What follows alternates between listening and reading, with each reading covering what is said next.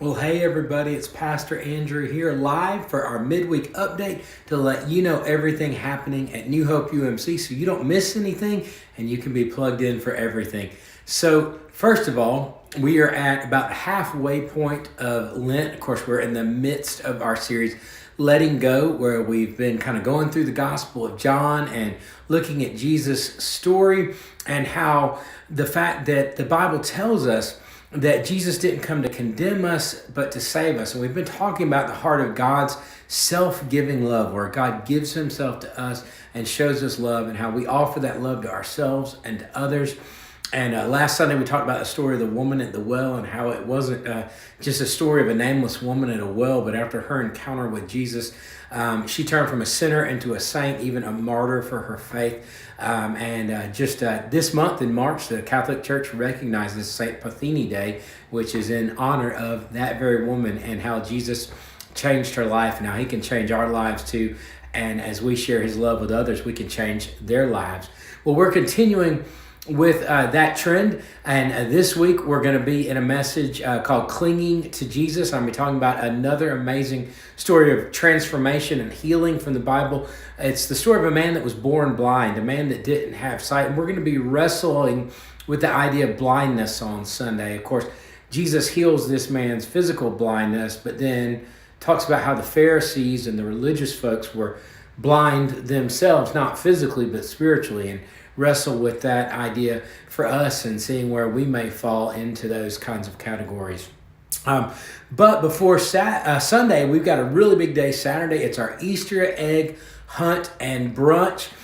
Try to get it in a little earlier this year to get ahead of some other folks and hopefully have a great community turnout. We always do have a great turnout from our community.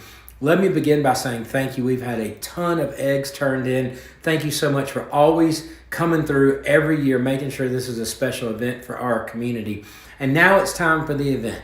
Saturday, 10 to 12. If you can come early and help us set up, that'd be fantastic. But it's in the fellowship hall, or at least that's where we begin the event. We'll have pancakes and brunch together. We'll have pictures with the Easter Bunny and just all kinds of fun there. And then move to our Easter egg hunts. Now, some folks have asked, of course, you can see behind me, it's rainy and drizzly. Of course, it was rainy all night last night, and we've got more rain predicted. The beauty of our campus is we have fantastic spaces. If we need to move the egg hunts indoors, we have space downstairs for the little kids and space in our upstairs building for the bigger kids.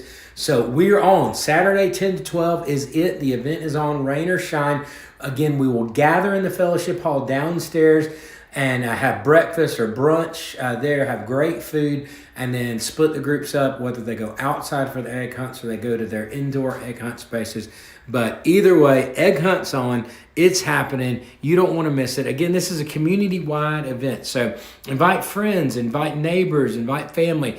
Bring everybody. Folks don't have to be a member of New Hope. They don't have to be worshiping at New Hope. They can be a member of another church, but want to come and celebrate this season of Lent leading into Easter with us, and we'd love to have you. So make sure you're spreading the news. We plastered it all over social media. It's on our website. We send it out on the weekly email. So use those things. Use those images, those resources. Share them with other folks to get them there on Saturday from 10 to 12 for the Easter egg hunt and brunch. Now, of course, we got some things between now and then. It's Wednesday night. We've got our student midweek programming for our 6th to 12th graders from 6 to 8 p.m. up in the Next Gen building.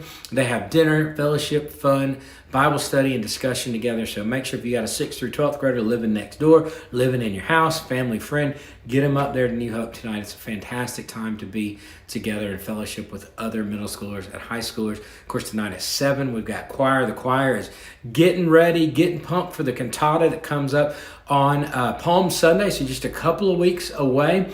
It'll be at 4 o'clock on Palm Sunday, and then we'll have a meal afterwards. We'll invite you to bring a side dish, and the church will provide the meat and all the drinks and the setup and everything. So hope you got these things marked on your calendar. Sunday when you come to church at 9 and 11, when you flip your bulletin over, on the back of the bulletin, you'll see the full schedule of events for everything from Palm Sunday all the way through till Easter Sunday, all of our Holy Week activities. So make sure you got that. You grab it, you mark it on your calendar, and the way we did it's on the back of the bulletin, so you can take it, stick it up on your fridge, and have that so you don't miss anything. Any of our special services are happening during Holy Week. So, hope we see you Saturday. Certainly hope we see you tonight, but definitely hope to see you Saturday for the egg hunt and brunch at 10 a.m., 10 to 12 on Saturday. Then worship at 9 and 11 on Sunday for the fifth part of our series, Letting Go, as we talk about clinging to Jesus and the story of the man who was born blind. I can't wait to worship with you this Sunday at New Hope. Whether you can be with us in person or on one of our streaming platforms, we can't wait to be with you, worship with you, and we hope to see you Saturday for the egg hunt. Have a great rest of the week, and we'll see you soon.